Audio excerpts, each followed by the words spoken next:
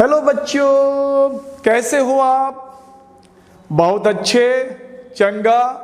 आज उस्मानी सर आपके लिए लेके आए हैं बहुत ही प्यारा सा बेहतरीन सा topic, numericals problems based on Coulomb's law.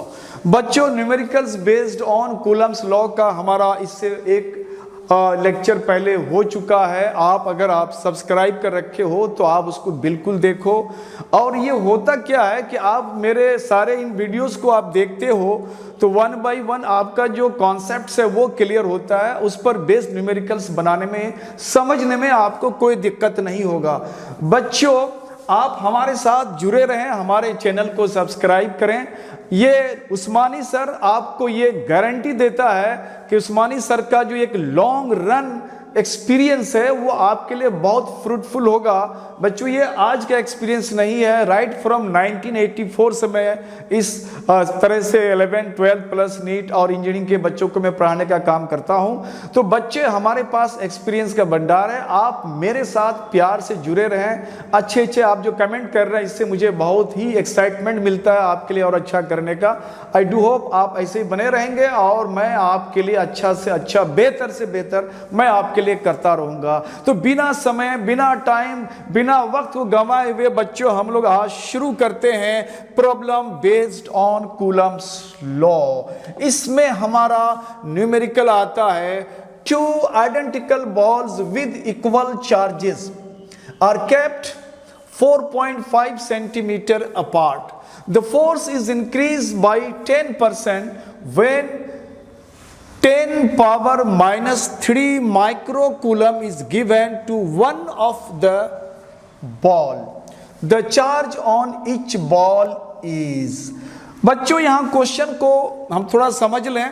यहाँ पे एक वर्ड इस्तेमाल किया गया, टू आइडेंटिकल बॉल, यानी जो बॉल हमने लिया है जिस पे चार्ज है वो दोनों आइडेंटिकल है। आइडेंटिकल का मतलब है दोनों का शेप, साइज, एवरीथिंग सेम है। तो दो सेम बॉल आइडेंटिकल बॉल है और दोनों पे चार्ज भी इक्वल है। चार्ज हमारा इक्वल है। अगर हमारा Q1 है, दूसरा Q2 है, तो Q1 Q2 इक्वल है, इसको हम Q मान सकते हैं। ओके। और ये दोनों चार्ज जो है 4.5 सेंटीमीटर की दूरी पे रखा हुआ है। अब कह रहा है कि इन दोनों के बीच में जो पहले फोर्स लग रहा था वो फोर्स 10% इंक्रीज कर जाता है। कब? जब इन दो चार्ज में से किसी एक चार्ज को हमने इतना चार्ज एक्सटर्नल बाहर से और चार्ज हमने दे दिया, सप्लाई किया, तो अब दोनों के बीच जो पहले फोर्स लग रहा था इनिशियल में, वो फोर्स 10% इंक्रीज कर जाता है। तो बोलता है कि दोनों जो बॉल है उसमें चार्ज कितना कितना करके है। Let's start. तो थोड़ा सा हम इसको फिगर में देखते हैं। बच्चों, सबसे पहले मान लेते हैं एक हमारा ये बॉल है, दूसरा एक ये बॉल है और ये दोनों आइडेंटिकल बॉल है और इस पे चार्ज अगर Q है तो ऑब्वियसली इस पे भी चार्ज Q होगा। और दोनों के बीच का जो डिस्टेंस है, और ये दोनों के बीच के डिस्टेंस की बात करते हैं और वो डिस्टेंस R है और R का वैल्यू यहाँ पे दे रखा है 4.5 सेंटीमीटर। और मीटर बनाना है तो 10 पावर माइनस 2 से मल्टीप्लाई करेंगे, मीटर यानी SI यूनिट में आ जाता है। अब ये दोनों चार्जेस को हमें देखना है कि ये Q दैट वेरी Q, यानी Q1 Q2 दोनों ही Q है, तो हम लोग इसको भी Q रखते हैं। Q1 Q2 दोनों को हमने Q ले रखा है, तो इस वैल्यू को भी हमें निकालना है। This is the demand of your question. देखो, क्वेश्चन में बच्चे दो चीज होता है, एक होता है डेटा एंड डिमांड। डेटा होता है कुछ फिगर्स आपको दिया हुआ होगा जिसको आपको मैनिपुलेट करना है, कैलकुलेशन में इस्तेमाल यूज करना है, और एक डिमांड होता है जो एक रिक्वायर करता है कि उस क्वेश्चन का डिमांड क्या है। तो हमारे पास डेटा के शक्ल में इतना दिया हुआ है प्राइमा फेसी। अब हमें इसका डिमांड के तौर पे निकालना है कि दोनों चार्ज जो बॉल के ऊपर है वो दोनों चार्ज कितना है। तो सबसे पहले हम लोग देखेंगे इनिशियल स्टेज में, तो इसका जो इनिशियल फोर्स है मान लो F1 लग रहा है और ये हो जाएगा K Q1 Q2 upon R square. अभी फिगर्स को रखते हैं हम लोग, Q1 Q2 दोनों इक्वल चार्ज है तो ये Q स्क्वायर हो गया, this is Q, that is also Q square upon R square. अभी हम R का वैल्यू नहीं सेट करते हैं। ये हमारा एक फोर्स लगा दोनों चार्जेस के बीच में इनिशियल स्टेज में। अब कह रहा है कि इन दोनों चार्ज में से किसी एक चार्ज में हमने इतना चार्ज इंक्रीज कर दिया, तो अब हमारा जो रिजल्टेंट फोर्स है वो 10% बढ़ जाता है। तो देखो यहां थोड़ा सा परसेंटेज की बात आ गई।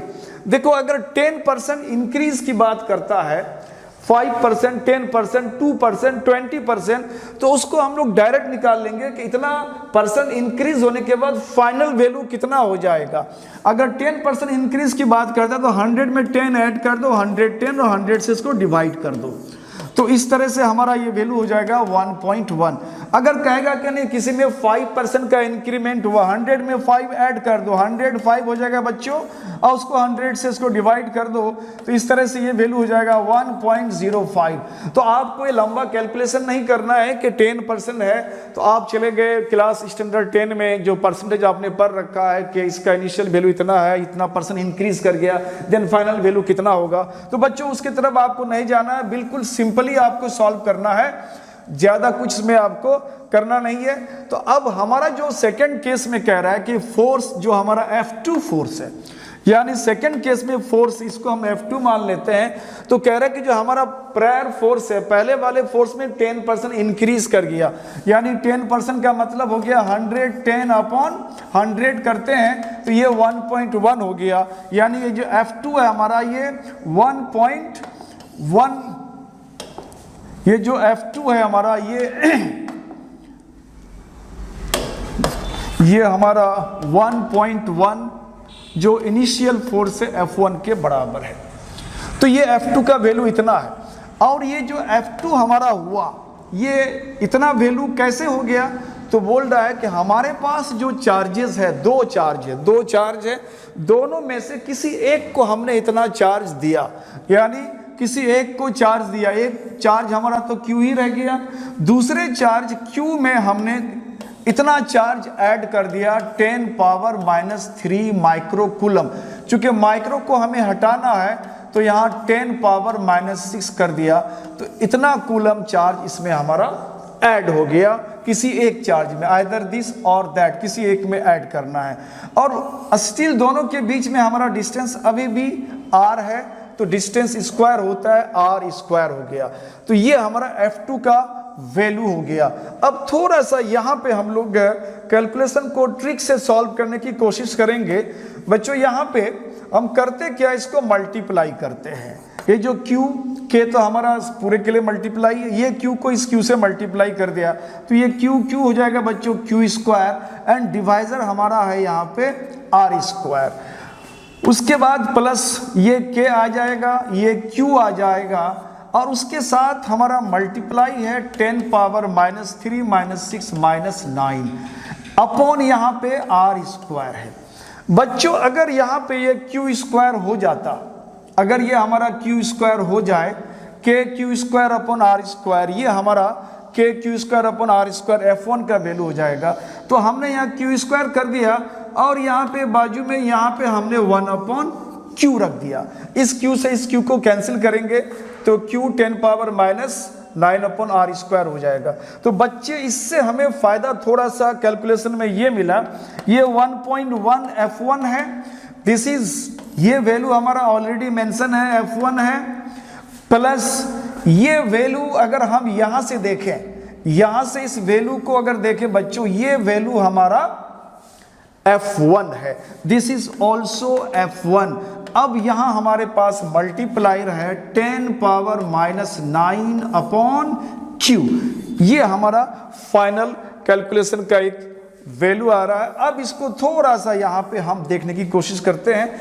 अब देखें ये हमारे पास ऑल ओवर इस इक्वेशन में 3 टर्म है, और तीनों में एक हमारा फैक्टर F1 कॉमन है, तो इस F1 को हमने यहाँ से ख़त्म कर दिया। तो अब हमारे पास क्या रह गया, 1.1 = 1, और ये वैल्यू F1 यहाँ से भी कैंसिल हो गया, तो प्लस 10⁻⁹/Q हो गया। इस 1 को इधर कर लेंगे तो 1.1 में से 1 माइनस हो जाएगा बच्चों, तो ये 0.1 हो जाएगा। और ये 10⁻⁹ है, इस 10⁻⁹ को अगर हम अभी यहाँ रखते हैं तो ये 10⁻⁹/Q है। हमें Q निकालना है तो Q को इधर कर लेते हैं, Q को इधर कर लेंगे तो ये 10 पावर हो जाएगा -9 अपॉन 0.1। अब 0.1 में डेसिमल अगर इधर हम करते हैं तो बच्चों ऊपर जो हमारा न्यूमरेटर उसके 10 के पावर में 1 ऐड हो जाएगा। तो 10 के पावर में अगर 1 ऐड करते हैं तो बच्चों -9 में 1 ऐड करेंगे तो ये -8 हो जाएगा और ये वैल्यू हमारा खत्म हो जाता है। यानी जो Q का वैल्यू है वो आया 10 पावर -8 और चूंकि ऐसा यूनिट लिया हमने कूलम। यानी दोनों जो स्फीयर है, दोनों स्फीयर में जो चार्ज था हमारा Q, इनफैक्ट वो चार्ज था 10 पावर -8 10 पावर -8 कूलम। तो बच्चे ये हमारा न्यूमेरिकल यहाँ पे ये हम लोगों ने इसको कंप्लीट करा। अब हमारा नेक्स्ट न्यूमेरिकल्स आता है, 2 metallic spheres with charge attract each other with a force of 0.027 Newton at a distance of 1 meter apart. Now both the spheres are brought in contact and found to be repelled with a force of 0.009 Newton at the same distance. Charges on the sphere are. बच्चों यहाँ पे दो metallic sphere है और ये दोनों एक दूसरे को अट्रैक्ट करता है। 2 metallic spheres with charge attract each other. दोनों के अंदर अट्रैक्शन हो रहा है तो ऑब्वियसली एक पॉजिटिव चार्ज होगा, दूसरा नेगेटिव चार्ज होगा। तो अब थोड़ा सा हम लोग इसको फिगर में देखने की कोशिश करते हैं। तो हमारे पास 2 स्फीयर है, तो एक स्फीयर को हमने यहाँ मान लिया, एक दूसरा स्फीयर को हमने यहाँ मान लिया। अब इस पे चार्ज हमने Q1 रखा और अभी इसमें चार्ज हमने Q2 रखा। दोनों में इतना चार्ज रखा। 2 metallic spheres with charge attract each other with a force of, इन दोनों के बीच सम डिस्टेंस है और वो डिस्टेंस दिया हुआ है। दोनों के बीच डिस्टेंस है 1 मीटर अपार्ट, दोनों के बीच 1 मीटर की दूरी है और ये दोनों एक दूसरे को अट्रैक्ट करता है। अट्रैक्ट का मतलब ये हो गया कि ये दोनों के अंदर जो चार्ज है एक पॉजिटिव है, दूसरा हमारा नेगेटिव है। चाहे ये पॉजिटिव है ये नेगेटिव है तभी अट्रैक्शन हो सकता है। फोर्स ऑफ अट्रैक्शन दोनों में लग रहा है, तो ये अट्रैक्शन लग रहा है दोनों में। अब हमने क्या करा, इन दोनों को हमने कांटेक्ट में लाया। तो पहले हम ये देखें, फर्स्ट केस में जब उनका अट्रैक्शन होता है वो फोर्स हमारा है 0.027 न्यूटन। अब हमने क्या करा, दोनों जो हमारा स्फीयर है, मेटेलिक स्फीयर है, दोनों को हमने कांटेक्ट में ला दिया। कांटेक्ट में लाने से बच्चों ये होगा, क्योंकि यहाँ मेंशन है मेटेलिक स्फीयर। मेटेलिक का मतलब है कि जब 2 मेटल कंडक्टर एक दूसरे के कांटेक्ट में आता है और दोनों में अगर चार्ज है तो दोनों का चार्ज एक दूसरे में शेयर करता है, इन्हें ट्रांसफर होता है। और ये ट्रांसफर ऑफ चार्ज तब तक होता है जब तक कि दोनों का पोटेंशियल इक्वल नहीं होता है। बच्चों आगे पोटेंशियल का क्लास करोगे तो वहां आपको समझ में आएगा कि पोटेंशियल का मतलब क्या होता है, उसमें हम लोग डिटेल करेंगे। अभी हम इक्वली इतना करते हैं कि दोनों को चार्ज, इसमें चार्ज हमारा Q1 है, इसमें चार्ज हमारा Q2 है, एक पॉजिटिव है और एक नेगेटिव है। अब जब दोनों को हम कंबाइन कर दें, कांटेक्ट में लेके आएंगे तो दोनों के चार्ज जो है यहाँ इक्वली डिस्ट्रीब्यूट हो जाएगा। अब जब ये इक्वली डिस्ट्रीब्यूट होगा तो हम लोग क्या करेंगे, टोटल चार्ज बच्चों अभी कितना हो जाएगा, इसका टोटल चार्ज अगर दोनों को मिला देंगे तो ये Q1 और माइनस ये Q2, ये टोटल चार्ज हो गया, यानी Q1 माइनस Q2। अब ये चार्ज इक्वली डिवाइड हो जाएगा, 50% इधर 50% उधर, यानी अब एक स्फीयर में हमारा चार्ज हो जाएगा Q1 माइनस Q2 अपॉन 2 और दूसरे स्फीयर में भी चार्ज चला जाएगा Q1 माइनस Q2 अपॉन 2। अब ये दोनों स्फीयर के अंदर इतना इतना चार्ज हमारा डिस्ट्रीब्यूट हो जाएगा। अब स्फीयर के अंदर जब इतना इतना चार्ज आ जा रहा है तो बच्चों कह रहा है कि ये दोनों एक दूसरे को अब रिपेल कर रहा है। अब जो अट्रैक्टिव फोर्स था अब वो रिपल्सिव फोर्स हो रहा है और वो फोर्स हमारा है 0.009 न्यूटन। इतने फोर्स से वो उसको रिपेल करता है। तो बच्चों सबसे पहले हम लोग देखेंगे फर्स्ट केस में जो हमारा फोर्स है F1 फोर्स हमारा है कि Q1 Q2 upon are square. बच्चों यहाँ r का वैल्यू थोड़ा सा सुविधा के लिए हम लोग सिंप्लीफाई करने के लिए 1 रख लेते हैं, तो सो दैट कि ये वैल्यू हमारा k q1 q2 ही रहेगा। ये f1 का वैल्यू हो गया। अब इस f1 के वैल्यू को थोड़ा सा हम सॉल्व करना चाहेंगे बच्चों। तो f1 का वैल्यू दिया हुआ है 0.027 और ये हो गया k q1 q2। इसको हम इक्वेशन 1 में रख देते हैं। अब कह रहा है क्या, दोनों को जब हम कांटेक्ट में लाया तो इतना इतना चार्ज दोनों स्फीयर में आ गया। अब जब कांटेक्ट में लाने के बाद ये दोनों स्फीयर को फिर उतना ही सेम डिस्टेंस, यानी को इन दोनों को हमने कांटेक्ट में लाया और लाने के बाद इन दोनों के बीच हमने एक सेपरेशन रखा और वही सेपरेशन में इसको हमने रखा, इतना ही डिस्टेंस में रखा, यानी दोनों के बीच के जो डिस्टेंस है हमारा स्टिल इट इज r, यानी 1 मीटर। दोनों को कांटेक्ट में लाने के बाद दोनों को हमने सेपरेट कर दिया। अब जो हमारा सेकेंड केस में फोर्स है यानी F2 बच्चों, ये F2 क्या हो जाएगा, k प्रोडक्ट ऑफ चार्जेस, इतना इतना चार्ज दोनों में आया है तो क्या हो जाएगा q1 minus q2 upon 2, q1 minus q2 upon 2 whole divided r square. r का वैल्यू 1 रखते हैं और ये जो वैल्यू है F2 है सेकंड केस में फोर्स ऑफ रिपल्सन वो है 0.009 और यहाँ हो जाएगा k, ये 2 यहाँ 4 हो जाएगा, इसको हम k अपॉन 4 कर देते हैं। दिस इज r 1 है तो 1 वैसे डिवाइजर में कोई फर्क नहीं पड़ता। ये दोनों ऊपर में जो फैक्टर है वो q1 minus q2 whole square हो जा रहा है, तो q1 माइनस q2 यहाँ होल स्क्वायर हो जा रहा है। अब इस 4 को इधर हम मल्टीप्लाई कर देते हैं, थोड़ा सा हम लोग जगह बनाते हैं बच्चों। अब इसके लिए इसको हमने कर दिया डिलीट। अब यहाँ पे हम कर रहे हैं 4 को इधर मल्टीप्लाई कर देंगे, ये 9 से मल्टीप्लाई हो जाएगा तो ये वैल्यू हो जाएगा हमारा 0.094 यानी ये 36 और इधर हो गया k और q1 minus q2 whole square. अब यहाँ से हम लोग वैल्यू को निकालने की कोशिश करेंगे। अगर हम k के वैल्यू को यहाँ से हटाने की कोशिश करें तो चाहे तो इसको अभी रख सकते हैं या हटा सकते हैं। अब हमारे पास एक रिलेशन ये आ गया q1 minus q2 whole square और एक रिलेशन हमारा यहाँ पे है, इसका वैल्यू इक्वेशन 1 में, इक्वेशन 1 इक्वेशन 2, इसको हम लोग सॉल्व करते हैं बच्चों कुछ इस तरह से। अब इसको हम लोग कुछ इस तरह से सॉल्व करते हैं। ये सॉल्यूशन आपको इजी लगेगा, चाहो तो आप खुद भी कर सकते हो या पॉज करके आप देख सकते हो।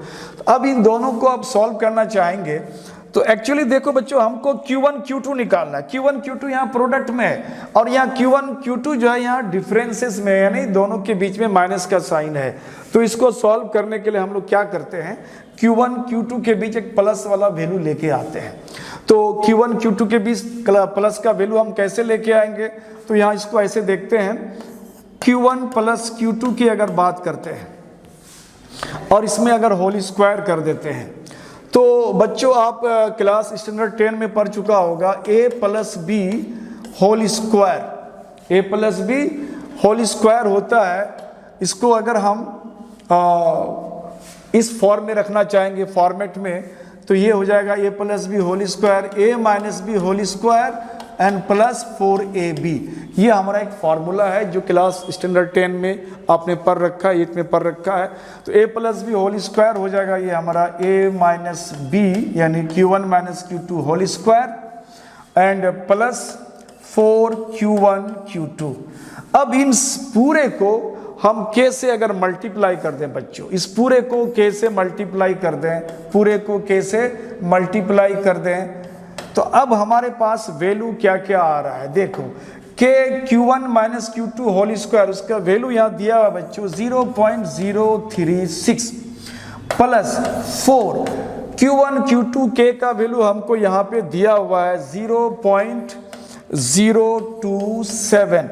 अब इसको सॉर्ट आउट कर लेते हैं हम लोग। ये हो गया k q1 plus q2 whole square, इसको थोड़ा सा हम लोग सॉल्व करते हैं। ये हो गया 0.036 प्लस, अब इसको मल्टीप्लाई करते हैं, 7 4 जा 28, 8 हो जाएगा, और 4 2 जा 8, 8 8 प्लस 2 10, 7 4 जा 28, 8 हो गया, रिमाइंडर हमारा 2 रह गया, 4 2 जा 8 प्लस 2 10, यानी दिस।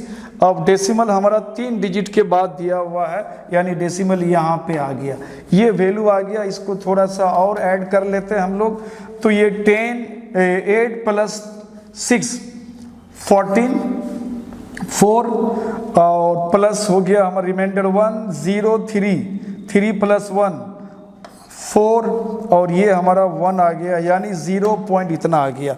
यानी हमारे पास जो वैल्यू आया यहाँ पे, वो वैल्यू आया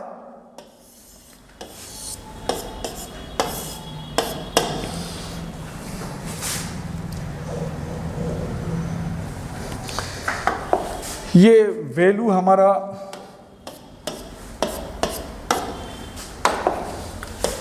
के Q1 plus Q2 whole square, ये वैल्यू आ गया हमारा 0.144, और K Q1 minus Q2 whole square, ये वैल्यू है हमारा Q1 minus Q2 whole square, ये वैल्यू है हमारा 0.036।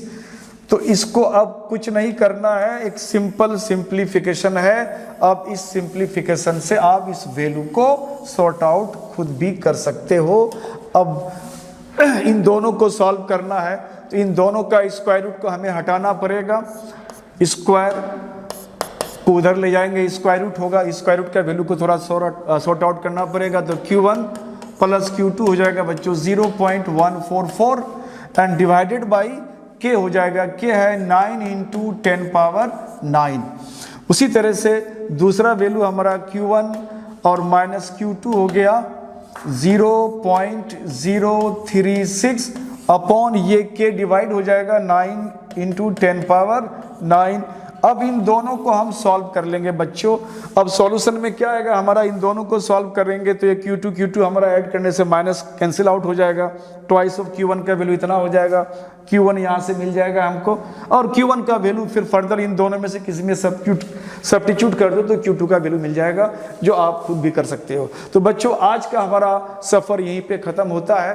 तो बच्चों अब हम लोग फिर अगले क्लास में मिलेंगे, वो भी बिल्कुल हमारा यही नए जो टॉपिक्स, नया जो हमारा न्यूमेरिकल्स आएगा, जो न्यूमेरिकल्स हम लोग बना रहे हैं, इसके अलावा और भी कुछ इंट्रिकेट न्यूमेरिकल्स हैं जिसमें आप अक्सर कंफ्यूज करते हो, सोचने में लगते हो कि इसको हम कैसे सॉल्व करें। तो इस तरह के न्यूमेरिकल्स हमारा अभी कूलम्स लॉ पे चलेगा, उस पर बेस्ड जो न्यूमेरिकल है स्पेशली नीट के लिए मैं जो आपके लिए लाया हूँ पैकेज, वो चलेगा। आप मेरे साथ हमेशा लगे रहें, ये प्यार बना के रखें, चैनल को सब्सक्राइब करके रखें, बेल आइकन को थोड़ा प्रेस कर दें, और कुछ आपको पर्सनल डाउट हो तो आप दिए गए हमारे नंबर्स के पे आकर के आप कमेंट सेक्शन में कमेंट करके, आप चाहो तो मेरे व्हाट्सएप में हमारे टीम से आप ये क्वेरी कर सकते हो। इसको आपको प्रॉपर आपके सॉल्यूशन के तौर पे आपको उसको जवाब दिया जाएगा, आपको सेटिस्फाइड किया जाएगा। आपका दिन शुभ हो। Best of luck for watching my channel.